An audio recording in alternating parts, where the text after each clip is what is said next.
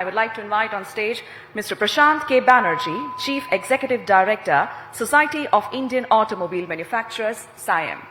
Welcome to you, Mr. Banerjee. Good evening, ladies and gentlemen. It's my profound privilege, honor, and pleasure to be part of this very innovative Times Drive Auto Summit, recognizing the excellence in automobile industry with the title Future of Mobility. Looking at the time where India is asserting itself, rising, aspiring India, assertive India, having a dream of becoming Viksit Bharat by 2047, the mobility is a must. The contributions of mobility industry has already talked about. It's a sunshine sector, and India has become the third largest market in the world. And very soon, we hope to become from fifth largest economy to the fourth largest economy in the world. And this is only possible with the demographic dividends what India brings in, the kind of confidence we are reflecting in every sector of developing economy, and the very clear vision which our Honorable Prime Minister set for all of us to march towards a world where we have a tagline of G20, Vasudhaiva Kutumbakam, one earth, one family, one future. So sustainability is a talk of the town, and it's given that energy security, climate change mitigation, GHG reduction, air pollution management of different cities, as we have a big challenge in our cities, self-reliance, Atmanirbhar Bharat, the geopolitical uncertainty bringing the national priority to the fore. And it's very important that we recognize what is the need of Indian populace. And we are very happy that SIAM has a tagline, building the nation responsibly, and that's where the nation comes first, auto sector priorities come second, and of course the individual company representations become the third relegated priority for SIAM. SIAM is very proud that the Panchamrit goals and the COP26 targets given to us, we are well on course to achieve the same with the collaboration, cooperation and communication with stakeholders. We are very happy that the wheels of mobility is given by the energy provided by oil marketing companies, and we are very happy that here Mr. Garg, representing HP, is very closely collaborating with us in our journey towards decarbonization. SIAM has a very clear three-pillar sustainability advocacy. The first pillar is the decarbonization. As you know that 45% carbon intensity reduction is the COP26 target given by 2030. 2070 carbon neutrality net zero target given to us.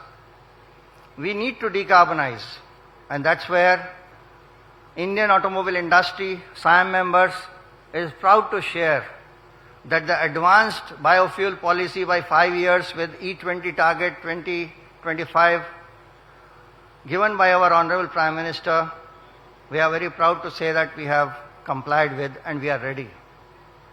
Going from E20 pan-India, we are also ready to adopt the flex fuel vehicles, and 19 vehicle models of across category, two-wheeler, three-wheeler, four-wheeler, we have demonstrated in Bharat Mobility Global Expo, and we are well on course to adopt flex fuel vehicles adoption in our country based on the vision and the direction given by Government of India. So one side, we are in agrarian economy, we have the blessings of rain, sunshine, and of course the biodiversity. Therefore, CBG plants, that is compressed biogas route, the route of providing ethanol through 1G and 2G, whether it's a sugarcane or grain route, we are well on course to decarbonize very big chunk of our conventional fuel gasoline. When it comes to biodiesel, we are working very closely with the Government of India to explore the possibility of replacing part of diesel, which is the largest consumption as part of the energy requirement point of view goes for transportation.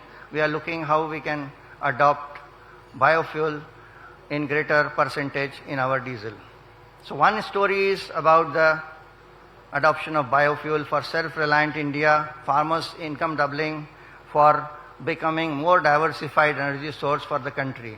The second part comes, how do we adopt CNG and LNG? And we are very proud to tell you that Indian automobile industry, we have presented to the world's first two-wheeler CNG, Bajaj Freedom.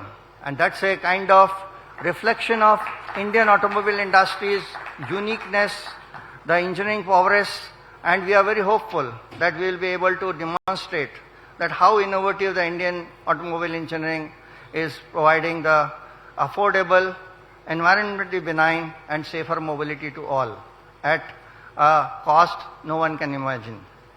So therefore, one side is CNG story is unfolding in categories which is never imagined anywhere in the world. We have the largest fleet of CNG buses. We have now more than 17% penetration of cars in CNG, and we are very proud to tell you that corresponding to each model of conventional fuel, our member companies have provided CNG option. So depending upon the availability of pan-India fueling stations, retailing stations, which is the target of Ministry of Petroleum and Natural Gas, that 15% CNG penetration in transportation by 2030, with more than 15,000 CNG stations being provided, is one story. The LNG, which is a very good option for the long haul diesel decarbonization option, there also we are working very closely with the Government of India, and we are proud that we will be able to demonstrate that LNG is a viable solution. While gasification is one story which we are bringing in, biodiesel, biofuel adoption through the Jaivik Pahal initiative of SIAM, we have accepted it. The third very important element, which is the talk of the town, is the electrification, and India is not behind in electrification. We are working very rapidly, and with the Government of India's PME drive initiatives, auto PLIs, the FAME 1, FAME 2 schemes, and of course the demand side, supply side interventions at different state and central level, the electrification journey is very, very promising in India. And that's where we are very hopeful that Indian automobile industry is all set with its Vidyutikaran electrification initiative to adopt electric vehicles in our fleet. Of course, the electrification is coming up with very clear mandate that where you have a return of investment, TCOI is justified, which is more of a commercial vehicle first, followed by the personal segment. And that's how the migration is happening, and you are able to see that how three-wheelers have easily accepted the electrification, and now we are seeing more and more penetration in two-wheeler and taxi segment, followed by, of course, personal segment. But public transportation like buses are given for electrification. So we are also working on very closely on zero emission trucking, and truck has a big potential for reducing the particulate matter and save the energy, which is 45% of the overall transportation cost. So therefore, we are very proud to present on behalf of SIAM these initiatives of decarbonization in the form of a very curated initiatives. So I would like to request to play a video which will talk about what SIAM is doing in the form of its contribution towards sustainable mobility. May I request the video be played.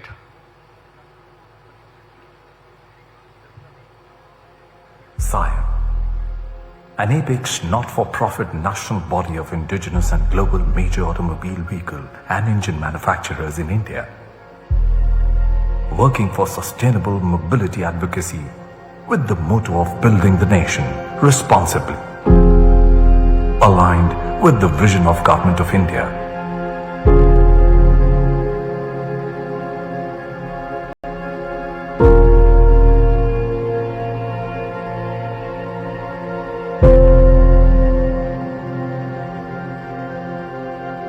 SIAM steadfastly striving for providing safer, affordable and environmentally benign, inclusive mobility to all by prioritizing sustainable mobility advocacy around social, economic and environment imperatives by focusing on specific initiatives to attain the UN SDGs 2030. For SIAM, clarion call of our Honorable Prime Minister, Shri Narendra Modi, at COP26 UN Convention on Climate Change at Glasgow, announcing Panchamrit, 5 elixir goals together with Amrit Kaal at 2047 vision, sets the milestones on the path of sustainability. In alignment with rising India's vision and aspirations, SIAM has identified 2 key pillars of road safety and decarbonization, on which edifice of sustainable mobility rests.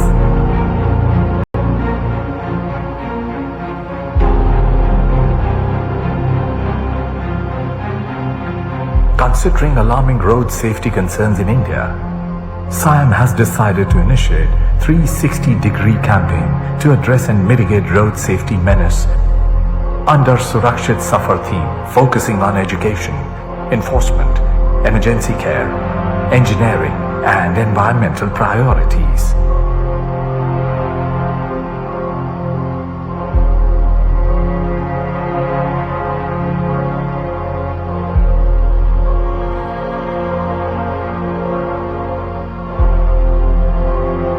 For decarbonization of transportation, aligned with the national priorities of energy security, pollution mitigation, Atmanirbhar Bharat, that is, self-reliant India, and international commitment towards greenhouse gas reduction, SIAM has curated 5 specific advocacy initiatives. Jaivik Pahel, Bio Initiative of SIAM, to promote adoption of biofuels in transportation, including 1G, 2G ethanol, biodiesel and compressed biogas.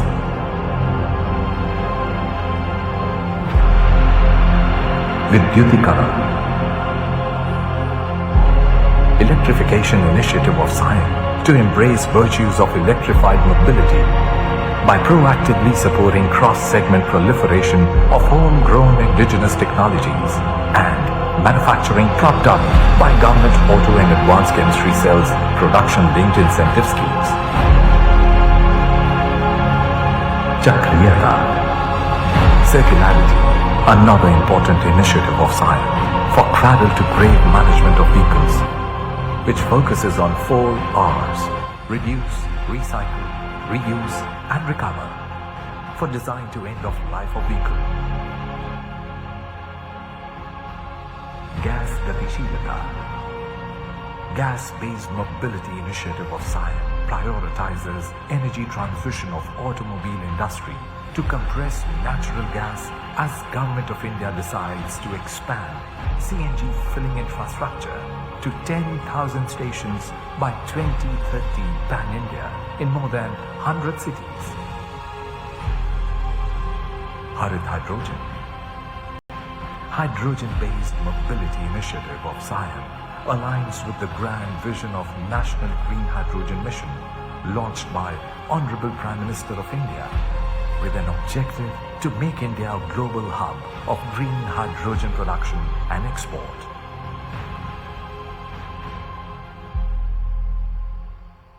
Unsatiated desire and unflinching pursuit of excellence with motto of building the nation responsibly have been the motivation of SIAM's relentless efforts towards sustainable mobility advocacy.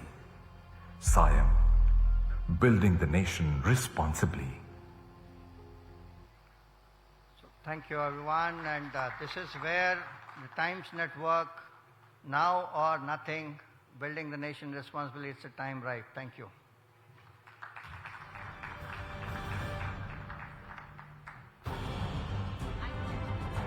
Thank you so much, Mr. Banerjee, for enlightening all of us with the great initiatives taken by SIAM towards building the nation responsibly. Thank you so much once again. Can we please hear a big round of applause for him one more time? May I now request Mr. Rohit Chadha to please join us up on the stage and kindly felicitate Mr. Banerjee with a token of appreciation. Thank you so much, sir, once again, for sharing all your valuable insights with us.